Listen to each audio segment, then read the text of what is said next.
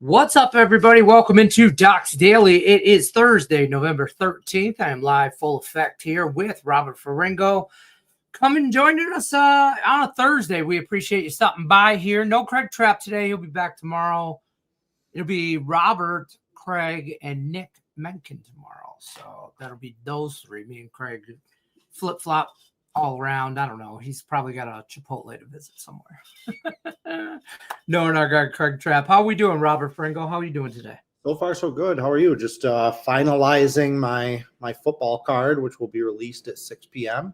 Yep. And starting to look ahead to this weekend in NBA and college basketball and all that fun stuff. I want to talk to you a little bit about college basketball because I know you're the guy to talk to about that, and I'm the guy. Haven't been the guy so far. I've kind of sucked to start of the year. Well, I spilled something on my shirt, but it's just the shirt. I thought I dropped something. I thought I spilled coffee all over myself. Anyways, I did not. Good news, I did not. Let me do some housekeeping stuff, though, first. Free $60 account. You can use this $60 account if you're brand new to Doc Sports. Head over to the description of the video. Click the link. Take you right to the website. Sign up. You get a free $60 account. Use that any way you want on any handicapper you want on any package you want. Any premium plays, anybody you want, spread it around. Just go knee deep into it with Robert Ferringo's season pass. You do you, Pikachu. Either way, link is in the description. Free $60 account right there. And you become a YouTube member. YouTube members, you become a YouTube member for $4.99 a month. $5. If you can't do it, it's cheaper than a foot long. I'm just saying. Subway's more expensive, and I'm pretty sure I'll make you feel better at the end of the month. No promises. No promises. That sounded weird. Let's talk sports. I did. Like you just propositioned half of our viewers. I did, and we'll see what comments bring. No feet pictures. I ain't into that. We got a lot going on this weekend, though. We got some good matchups in college football. We got we don't really have anything going on tonight in college football. Tomorrow we got some big games. I'm excited for Oregon, Minnesota tomorrow. I have no idea really why, other than I think actually Minnesota might give them a run for their money a little bit. Yeah, I mean that's their role, right? Like Minnesota as that big underdog. They're only 2-7 against the spread so far this year, but they haven't faced any big numbers like this really. The Ohio State game, and they got pasted. And that's what's giving me pause. That's why this one won't be on my card. But I definitely wrote it down Monday morning. I wrote down Minnesota and to check back in with it. Again, like you got to remember the weather's getting worse. Games are slowing down. People kind of know who they are now. Yep. And the pressure is mounting on all the teams that are, competing for conference championship games or competing for those playoff spots. Like that pressure gets real on them. And for teams like Minnesota, who's already clinched their bowl berth, right? This becomes like a Super Bowl moment. Like if you lose to Oregon, who cares? But if you go in there and you pull an upset or you knock them off or you make them sweat, then, this could be like an exclamation point for a lot of people on their season. I look at it as it's to every point you just said, like Minnesota, maybe some of those kids look at it as an audition tape for a transfer out to maybe something bigger or maybe not. I mean, maybe, some guys are playing for draft picks next year. I mean, some of these guys are going to draft out. I mean, I don't off the top of my head think of anybody off Minnesota that's going to be anything worth anything as far as in the draft top two rounds or anything like that. But still, these kids are looking for position, and this is one of those games on national television where they could make a noise against. Here's another thing about Oregon. Okay, let's be real about Oregon. And Oregon's outstanding. They are a true national championship contender. Okay, I'm not saying that they're not. However, they were lucky to get out of Iowa with a win last week. That was, I think, my second highest rated play on the board last week. And I was trying to talk Strike Point Sports into using that as their game of the year. I probably should have used it as my game of the year, even though I took an epically bad beat on that. I won't talk about that anymore. But other than that, like Oregon hammered Rutgers 56-10. Other than that, they were lucky to beat Iowa. They only beat Wisconsin by 2 touchdowns as a 31-point favorite. Lost to Indiana as a 7.5-point favorite. They only beat Penn State, which we've kind of seen who Penn State is. Really is, yeah. Well, they only beat Northwestern by 20. Like the deeper that you look into it, still a really good team. Not saying that they're not a good team, but there is a difference between what Indiana and Ohio State have been doing to teams consistently and repeatedly, and Oregon, who have been kind of coming up short against numbers like this. Yeah, that's fair. And Minnesota doesn't make me feel real good either about it, because he took overtime to beat my Spartans, and that should not happen. Okay. I mean, the Spartans are just not a great team right now, and I don't foresee them being. Somebody's got to come in there and turn that ship around, and it's got to start from the top, and like a cultural change, and that takes time, especially in a college program. So I don't foresee my Spartans being relevant in the Big Ten community. He's going to get one more year. Next year's year 3. Year 3 is kind of the make or break season for most college coaches. Like either it clicks or it doesn't with these guys right around year 3, year 4. The problem with Minnesota, and again, the reason why I wrote this down earlier in the week and why I took it off the board is just how bad they've been on the road. Like, first of all, this is only their 4th road game of the season, which is weird. And we're week 12 of college football. That's weird. And they got crushed at Iowa 41-3. They got crushed at Ohio State 42-3. And they lost at Cal by 2 touchdowns as a road favorite. So to say they've played poorly on the road is a massive understatement. So no play for me. I'm looking a little bit more at that Louisville Clemson game, and I think that's going to be good. Yeah, we'll chat about that one. We'll save that one for tomorrow's show. That'll be a little tease. Yeah. Don't do everything today. Yeah, you're back tomorrow. Keep that in mind. Okay. Yeah. Let's talk about the NFL game tonight, because I got to tell you, as of Tuesday, this was going to be my 7-unit play. So this was going to be my top play for the weekend. Oh, yeah. You're on the Patriots, right? I was going to lay it with the Patriots. 100% was going to lay it with the Patriots. The Jets win last week was a joke. The Jets are a joke. And I think that this one could get ugly. Your boy, Aaron Glenn. That bit me in the ass right there. That statement about Aaron Glenn. I'll tell you what. What's that? I thought that the Lions would miss Aaron Glenn more than Ben Johnson. But I don't want to try and backpedal out of that because it was wrong. But it's okay to be wrong. It's not that it's wrong. Here's the thing. I do think that offense that the Lions have is like that. Dan Campbell called the offense last week and did just as well as any other week that Ben Johnson would have called it. So I feel like it's maybe the offense, but then again, the defense, Kelvin Shepherd, I'm a fan of him. I've been a fan of him for a while. They've gotten better with him. I like the younger guy. Yeah. Look, here's the deal with Aaron Glenn. He's a rah-rah guy. Okay. He's a cheerleader. He's a rah-rah guy. I don't think that they're, he's not an X's and O's guy. He's not very sharp when it comes to in-game management and stuff like that. Like, he's just a guy who's going to finding that out real quick. Like, I bet his players love playing for him, right? Yeah. And when he gets fired at the end of next season, everybody will talk about how much they loved playing for him, but he has no idea how to run a team. Okay, and that's why I think they get absolutely pasted tonight. Because what's he going to do with a short week? They had one other short week this year coming off a Monday Night Football game. And that's when they got blown out by Dallas, 37-22. So Aaron Glenn off of an upset win that they shouldn't have had with a short week. Like, what X's and O's? Like, get out of here. They're going to get run. Now, here's the thing. This is why it's not my 7-unit play. I went back and I rewatched that Tampa Bay New England game from this past weekend. Okay. A lot of people took it on the chin. Like, a lot of people were on Tampa Bay. Tampa Bay was the sharp side. A lot of people were on Tampa Bay. All right. Here's the thing. Drake May is getting way overrated. Way overrated. People talk a lot of love.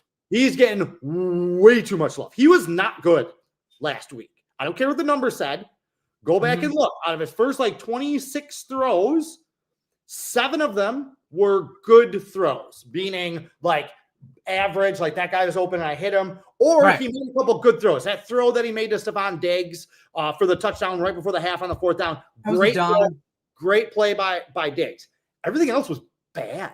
Even some of his completions, he was missing. He was not good. Like they broke a bunch. He had some spots where he didn't look great. They broke a bunch of big plays. Like watching Drake May and how he should have had 2 interceptions that he threw. He missed a bunch of throws. Like they had the 72-yard touchdown pass, the 69-yard Travion Henderson touchdown run, and then another like 70-yard touchdown. They basically broke, and then the 4th down touchdown. Like I'm just saying that was another misleading final. That like I'm starting to back off Drake May a little bit and starting to back off the Patriots a little bit. They've beaten a lot of bad teams. I get it. I like what they're doing, but I'm just you heard it here first. You heard it here first going into late November and December. Drake May is not what everyone thinks that he is. I'll say this about him. He doesn't turn the ball over a ton yet. Just like Robert just pointed out earlier about college football, the season gets older, it gets colder, and the game slows down a little bit more for some of these guys and a little bit more weather, especially in New England. Here's what I think about New England. They're the Washington, I almost said the Redskins, but the Washington Commanders of the last year. Yep. They're going to be the darling. They're going to be the Cinderella. Everybody's going to talk about Drake May. Be about Drake May this year, because next year defenses will have tape on his ass, and it will really separate them, kind of the men from the boys kind of situation. In this spot, man, I just talked to my cousin this morning about it. He called me and he's like, "Is this a trap game? Is this some kind of trap or nothing?" I'm like, "Bro, no." He goes, "Why aren't they favored by 20? I go, "That's just disrespectful. I mean, they're still an NFL team." Mm-hmm. But listen, I have a prop that the New England Patriots defense or special team scores. Okay. It's a little plus money. That's a little $20 bill just floating around because it's pizza money. Well, when I say pizza money, that's a $20 bill. Valet money, $20 bill. I'm going to use New England, okay, because I have that little respect for the Jets. And what they did, like I said, what they did last week was a joke. I think they finished with it was either a 5.8 or 6.2 offensive yards per point. Okay. That's so far beyond standard deviations. Like that's ridiculous. At halftime, they had 14 points. They had 2 total yards, 2 net yards at halftime. Total passing and rushing. 2 yards. That's how little I think of the Jets, and I'm still going to lay the 13 points. Now, I will say, big underdogs, we've seen 16-point underdogs, 15-point underdogs so far this year, but they didn't cover. Big favorites have not covered very much. Again, the fact that this is a short week, I think favors New England. If this was a Sunday game, I still think that line would be around 13. I'd be a little bit more wary, but like I said, what's Aaron Glenn doing on a short week? Give me a break on if this game was on a Sunday at 1:00 in the afternoon or 4:00 in the afternoon, I might look at the Jets. Okay, but because this is prime time, there ain't no damn way that anything the Jets have done in the last 10 weeks of football is it tells me to put money on them. Instead, I approach this differently. I mean, you can team total New England 27.5, 28.5, shop your lines. I don't hate them throwing up 30. The Jets team total 14.5. We just talked about that. They have, under. New England is number 1 in the NFL in rushing defense. They're only allowing 79.7 yards per game. That's all the Jets can do. They can't throw. If you want a prop bet, and here's a free play for you, I think that I would take Justin Fields under 100, and I think it's 133.5 passing yards. Definitely take Justin Fields under 133.5 passing yards. If this one gets out of control and they if the Patriots do what I think they're going to do and they're up 2-3 touchdowns or something like that, they're going to pull Justin Fields out. They're going to put Tyrod Taylor in to pass. Interesting. They're basically I don't think he's going to finish the game. He may start. They're basically, Aaron Glenn is kind of doing what some college coaches do, and I'm talking like Conference USA, Sun Belt Conference coaches. We have the one quarterback that we bring in to pass, and the one quarterback that we bring in, like, to run and do RPO stuff. Yeah. Right. Like that. Like, that's basically what they're doing. So there's no guarantee that how much Justin Fields is going to play in this game. And if they get behind and get in a situation where they have to throw the ball a lot, they're pulling him out and they're going to put Tyrod Taylor in there. So I'm kind of kicking myself that I didn't use that. I've been on a really good prop run. I think I'm like 20-9 plus 6,300, something like that. I almost pulled the trigger on this, but I didn't. So yeah, I would look at that. It's an interesting prop, and I like the way you're looking at it. I like the angle. Let's put it that way. I like that. And again, I'm just telling everybody, like, be out in front of this. Like, if the Patriots do what I think they're going to do and do this, it's time to sell all your Patriots stock after this. Okay. Because as we look back at the schedule, they beat Miami when Miami was a sinking stone. Carolina, who stinks. New Orleans, Tennessee, Cleveland, like, barely beat Tampa Bay, misleading final. Barely beat Atlanta 24-23. Like, they're just not. They're kind of like what the Bears are doing in the NFC, right? Like, they're 6-3. They're tied for first place. The Bears aren't a good team. I think I had them. Aren't truly a 6-3 team. I'm not saying that they're horrible, because they're definitely better, but they're more of like a 500 team. Yeah, if you're watching these teams play and watching the games and watching some of the mistakes that they make and some of the mistakes that they're getting away with, you're like, okay, yeah, those guys aren't for real. New England's not for real. They might win 11 games, but I'm telling you right now, like, they're not as good as everybody thinks they are. That's fair. I will say this. I'll play devil's advocate a little bit on the Justin Fields prop, because our friend Rafael Esparza did a free pick video for a prop for tonight, and you guys should definitely go watch it. And I'm going to give it away, but do it anyway and hit the thumbs up button, because he took the Justin Fields passing prop over as a free play, because of the exact same reasons, but he didn't say he was going to get pulled. He just thought he was going to keep going and having the pass and get garbage yards kind of to it. And I guess that would be the flip side of that coin, to angle to look at it. Me, I'm staying away from everything Jets oriented. Yeah, it's just dog shit upon dog shit. So I don't want nothing to do with it. I like a little Travion Henderson action tonight. Okay, that kid for New England. He is the real deal. Yes. He had those 2 big breakaway runs last year. I think he averaged 10 yards a carry last week. Mm-hmm. And since he's taken over for Ramondre Stevenson, these last 3 games, I think he's averaging like 7 or 8 yards a carry, something like that. Like, that boy good. That boy really good. And that's Jets defense just isn't it. And then New England's going to get up, and what are they going to do? Run the ball, chunk plays. I looked at some of his props, like longest rush, stuff like that. I think he has a day, but let's talk about some chat stuff. Some guys in the chat's got questions about college basketball. Robert, thoughts on West Virginia, Pittsburgh tonight in college basketball? I like West Virginia. The market obviously does too, because that line opened at 2.5, went up to like 6.5. I just don't like this Pittsburgh team. I'm not a big Jeff Capel guy. I think he's kind of running out of road there. If you watch them play last year, like, I really liked what they did last year. They had Jalen Lowe, the point guard, who's now at Kentucky. And it was basically, I'm not comparing him to this guy, but I'm saying this is how they kind of ran their offense. It was kind of like Shai Gilgeous-Alexander with Oklahoma City, where Jalen Lowe just had total freedom to do what he wanted. And they kind of surrounded the perimeter with shooters. They had the Guillermo Diaz brothers, who were both 6'10" and could shoot and stuff like that. Well, they lost like 3 of their starters. Jalen Lowe is now at Kentucky. What's left is bit pieces. This is a rivalry game. And the new coach at West Virginia, again, remember, Darian DeVries went to Indiana, took his son, and is just blowing people up there. The guy they brought in, Russ Hodge, like, he used to be at North Texas, okay? Really, really good coach. And it's going back more to like West Virginia, Bob Huggins, West Virginia, where they are more like defense, grinding. Grind it out.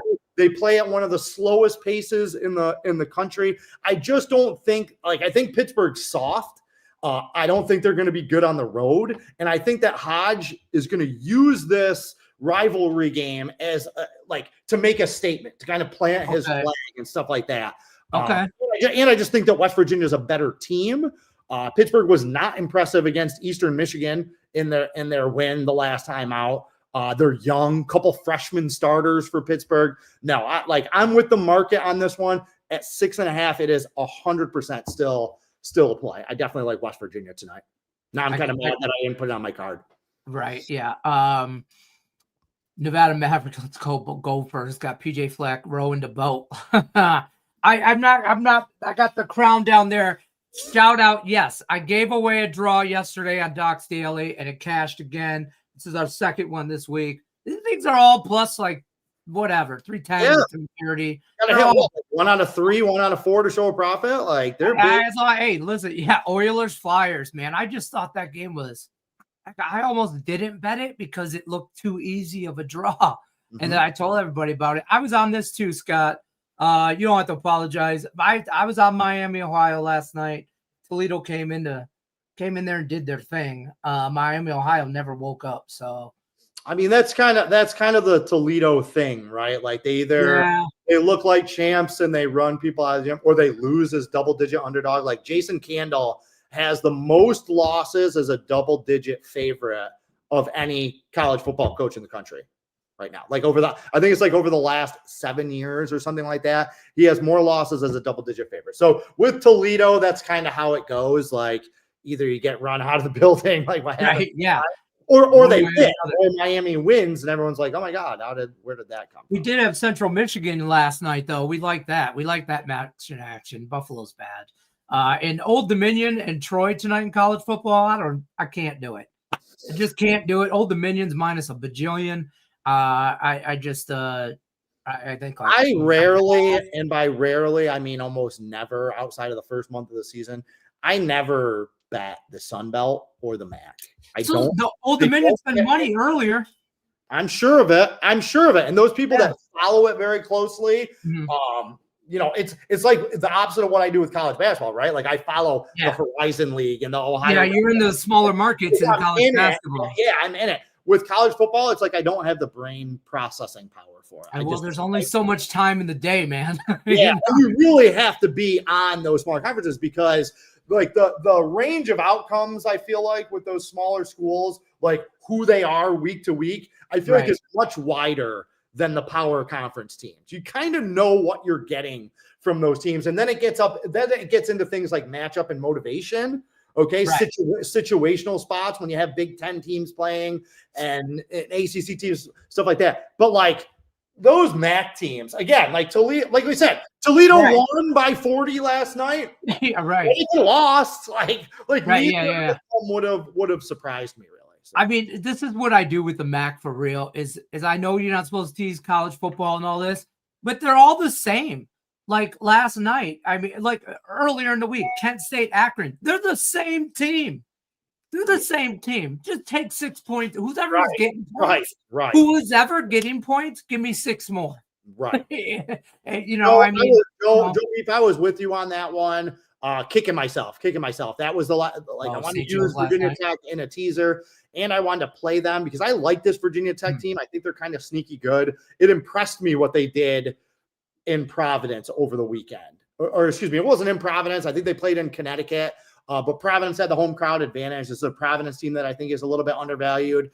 They got lucky. Now, Virginia Tech, they hit a buzzer beater to send it to overtime, and then they won 107-101 in overtime. I shouldn't have lost that play with Providence, but I did. The reason I didn't use that game last night is I thought that they might have a letdown, but they didn't. They always shoot very well in their home gym. And Mike Young is he's a really good coach, and he's just been able to turn over that roster, but bring in guys that like fit his system and what he wants to do. On top of that, also, St. Joe's is bad. They are not a good team. They had 3 really good guards last year. They were a little more competitive than I thought they were going to be last year. Like they were tough in the A-10. They lost all 3 of those guards. They are a bad like this is going to be as bad a St. Joe's team this year as we have seen in a while. They are going to finish below 500 in conference. And we'll be betting against them relatively consistently. So I have questions about college basketball now that we're on it. So from the guy, we'll do the whole like this pros Joes thing. For real, I'm the Joe here because college basketball, I don't have the brain power to even start to cap it right now. That's a lot. Well, I just don't. I mean, with NBA starting and college, I'm still in the tall grass with college football, right? And with NFL, and because we both know what each other does for a living here. Okay, we're all working. We're working, right? We're busy as hell. I don't know how I can get into college basketball. Like, I glaze college basketball when I cap it, which scares the shit out of me because I'm not really capping it to the amount I personally would want to. Is there anything that you would tell the average guy just to like, hey, you got to look for this, or if you see this, don't? And I'm putting you on the spot. We always do this on Doc's Daily, just so you guys know. If you're new to this show, there's nothing scripted here. Like, Robert shows up about a couple minutes before we go live. So do I. We're like, hey, how's it going? And that's it. And we're live like that, So back to the question, though, anything you would think of? Several things. Okay. Number one, I would say you're not alone. That's how most people handle it with college basketball. That's how the odds makers handle it with college basketball. That's why it's such a money maker, why it's such an ATM machine this time of year, because nobody's paying attention to it. But the only way to do that is, again, if you are like myself, where you are dedicating weeks to prepare for the season. Like, I'm all in on it. You've been in the tall grass for a while with college basketball. 100%. Just like I start my football stuff in like end of June, July, beginning of July, right? So like by the time the season starts, I'm ready to go. I'm not playing same type of thing. So I don't need to see nothing. If you're in that situation with college basketball, it's okay to wait. It's okay to not bet it and wait if you don't feel comfortable. Now, just in terms of like tips and tricks that you can use, unranked teams or lower ranked teams favored over higher ranked teams. Okay, like tonight, Alabama favored over Purdue. You don't have to know that Trey Kaufman-Renn hasn't played for Purdue yet. Preseason All-American guy. They're a big power forward, and that's why they haven't looked good in their games. You don't have to know that Purdue beat Alabama last year and that this is a revenge game turnaround. You don't have to know that Alabama went to Madison Square Garden over the weekend and beat a top 5 St. Joe's team in a true – you don't have to know any of that. All you have to do is say the number 9 team is favored over the number 2 team. That's kind of weird. I'll take that. So that's number 1. Number 2 is if you're just kind of barely following it, and this does take a little bit of handicapping, but it's very simple handicapping. If you see a team that played a major conference opponent, like how Virginia Tech played Providence, how Alabama played St. John's, right? Yeah. If you just – and whoever wins that game, all right, look at their schedule the next week. If they play some schlub-ass team where they're going to be like a 30-point favorite, and then after that, they have another power conference team, you take that underdog. Okay. So like Alabama beat St. John's in Madison Square Garden. Let's say this Purdue game was Saturday instead of today. Okay. So last weekend they're in the Garden playing number 5 St. John's. This Saturday they're at home against Purdue, number 2. And smack in the middle, they're playing, I don't know, SIU, Edwardsville. Something community college. Exactly. And they're a 24, 28, 34-point favorite. You take the underdog in that game because it's just a clear letdown look ahead spot. They maxed out against St. John's. They're looking ahead to that Providence or that Purdue game in the middle. They're going to beat that team by 21 against a 29.5 line, and they're going to feel great about it. We won by 20. Like, what are we talking about type of thing?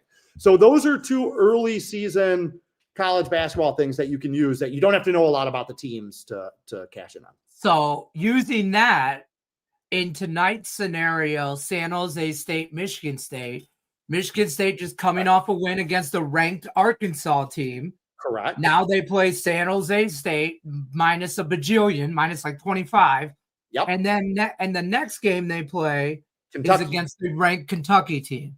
Correct. So just model, like just what you talked about, I would look at San Jose State plus all the points tonight. Absolutely. Especially because San Jose I just want to make sure like I'm picking up what you're laying down. You know what I mean? That is exactly it. Like you nailed it. San Jose State too is coached by Tim Miles. Very good coach. Coached in the Mountain West, had a lot of success in the Mountain West, as a matter of fact. So he knows how to prepare his teams for these kind of big games. So San Jose State is absolutely the type of team that'll hang on. And again, it's like you said, it's a 24-point line tonight, 23-point line, right? That thing. If Michigan State wins by 19 or nobody 7, thinks that's bad, right? right? Everybody's happy. Hey, we just got another blowout. We got another win. Let's go get Kentucky. Okay. And that's kind of what we're counting on. Okay.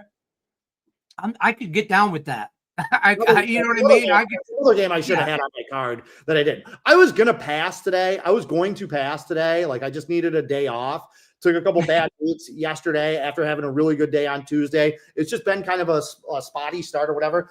But I just couldn't get away from that Alabama-Purdue game. I was like, dude, this is one of your systems. Yeah. You got to play it. So I threw a small play up on Bama. And I didn't really break down the rest of that card. But if not, that West Virginia and that San Jose State games, they absolutely would have been on there. Rodney asked questions about Wyoming, Fresno State, or Alabama, Purdue. We just talked about that. I think you got that.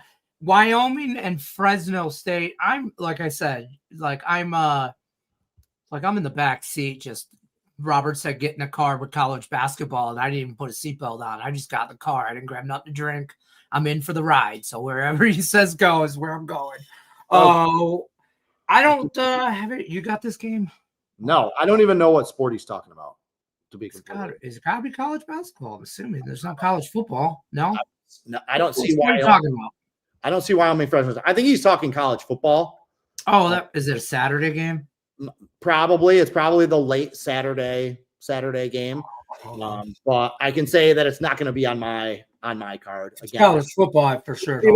Even the Mountain West. I'm looking real hard at that. Actually, I say that now scanning through, there are going to be some games that I'm going to be looking at. Watch out for Utah State. Utah State is going to be on my card, catching 6 points against UNLV this Saturday.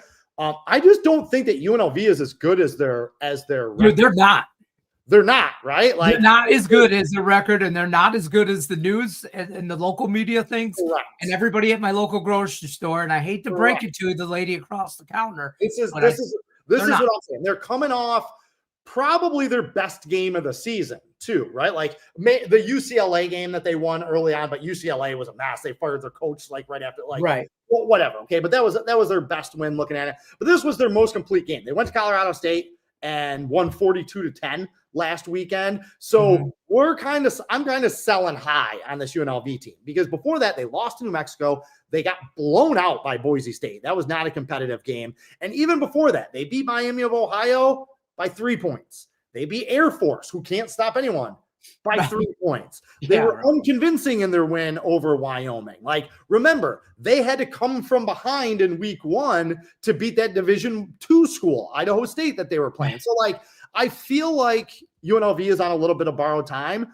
And Utah State, they have been so horrifically bad on the road, just like Minnesota has been. They've been awful. However, I love their offense. I really like their quarterback. They put up a lot of points, like looking through 49, 48, 35, 30, 51 points against Nevada. I think this total's like 69.5. It is. It is high. And I just feel like Utah State with that offense is going to keep coming. They're going to be able to put game pressure on UNLV. And I don't see that game turning into a blowout. I said, I still haven't locked in on a unit rating yet, but that's definitely going to be one of the underdogs on my card. And then another one, hold on, I had another Mountain West. And that game being played, by the way, Legion Stadium. So indoors, we talked about our weather maybe affecting some college. It doesn't happen on the West Coast, well, mostly, unless there's some god-awful storm or something coming in. But it's 70 degrees and nice here in Vegas. I'm just telling you. The other game that I'm thinking about for my card, I did a free play video on this if you want to watch and go in a little bit more in depth. But one to put on your radar is Air Force at Connecticut. I'm debating if I'm going to take the points. I have a free play on the total that you can go watch. But Air Force has been playing better. They're not a good team. Air Force stinks, but they're 3-6. They won at San Jose State last week. Their defense over a 5-game stretch in the middle of the season, they had allowed 45.8 points per game. Okay. Over the last 3 games, they've only allowed 19 points per game. So whatever the issue was, they've kind of fixed it. They are an option team facing the number 108 rush defense. That's Connecticut. in the country. This is also kind of a letdown spot for Connecticut. They had a big game against Duke last week, right? ACC team, last game against the power conference opponent. It was at home. They won. It was a night game. Like, everything about it, right? Big time game. Yeah. Yeah. This is a noon game against a 3-6 team. It's Air Force. They're laying a touchdown. Connecticut doesn't stop the run. Air Force has to win out if they want to go bowling. I just see this being kind of a mucky game. And I don't know, those points, like if you can still catch 7 out there, those points might be good. My thought is UConn's have made a bowl.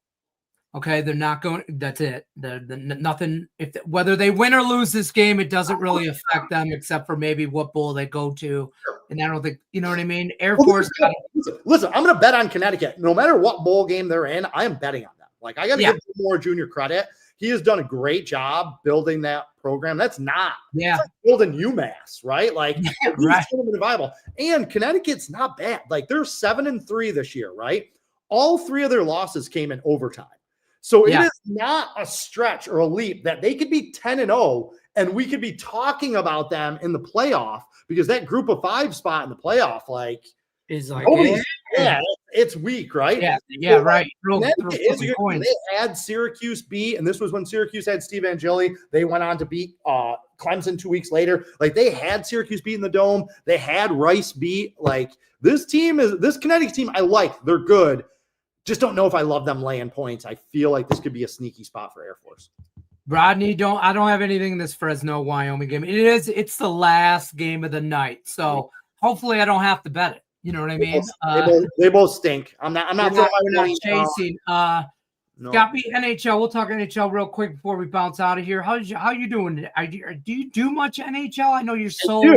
I do. I'm super selective. Like, I might only have plays maybe 3 days a week. So I take a completely different tack from all my other sports. But yeah, I think I'm up like plus 2,700 on the season. I'm 9-1 with my last 10 picks. I had hit 8 in a row. Then I hit my 7-unit winner with San Jose the other day. San Jose has been real nice to me.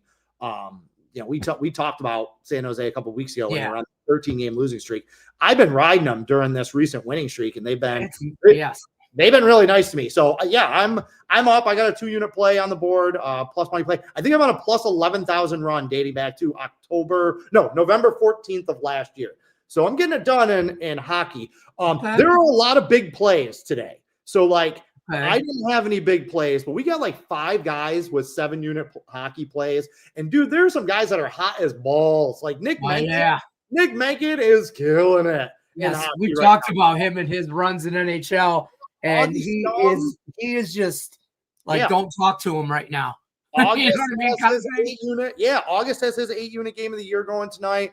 Jason Sharp's up over plus 2,000 in the NHL. He's 6-2 in his last 8. He's got a 7-unit play. Tony George, who never has big plays. This is his first 7-unit play of the season. This is his first big play of the season. Is going tonight. He's been waiting for a spot, so he likes something. So use the free 60 and go get a couple. Absolutely. You're going to get more out of that than me sitting here chatting about, the Red Wings. That's fair. I don't like the Red Wings tonight. Don't do it. Don't do the Red Wings tonight. Don't do it. Don't do it. There's something. I don't like them at all. I kind of like them. I think they're fake. You're going to bet them. You got to bet them in regulation. I like that. You got to do that, but I don't trust them. I don't trust them. That's the problem right now. I don't trust them. But the Ducks are going to be a problem for people all year.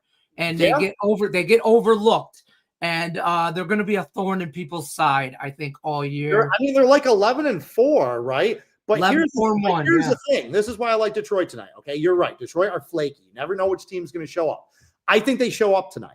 Okay, because they're playing one of the top teams. They're on home ice. And if you look at that number, the fact that they have the worst record and they're favored over one of the teams with one of the best records, that's red flag number 1. Mm-hmm. Red flag number 2 is the fact that the majority of the line is obviously on Anaheim, right? Like, oh, you're giving me one of the best teams in hockey at plus money. Like, everything's going.